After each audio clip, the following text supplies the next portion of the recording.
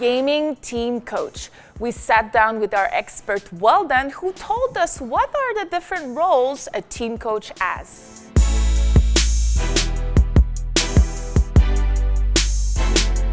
A coach has to mix the knowledge of the game or the tactics, the strategy, with things like group dynamics, like understanding how people interact with each other and leadership and stuff, mixed with behavior change, like the psychology of like how do you cause people to change behavior and improve habits or refine skills and things like that, kind of like all together at a certain place at a certain time with a certain group of people. And you really have to kind of read the air to be able to do that, and you have to have a really big toolbox.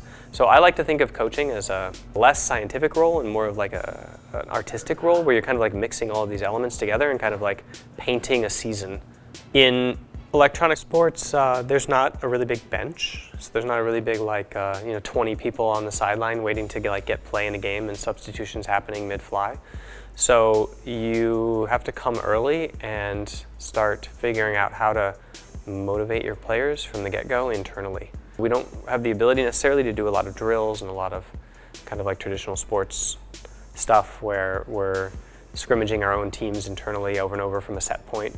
So instead, you work on these soft skills kind of things where you're setting goals, making sure that the team understands the kind of game that we want to play, reviewing tape from other regions and other teams to make sure that you have a good grasp on what's the best way to play the game, and then meeting with players. It's kind of the job of the coaches to try to figure out how to do VOD review best after a game. That system in the brain is really powerful, the one where you get rewards and punishments. And it's mostly how learning is done in video games. It's like you die and it's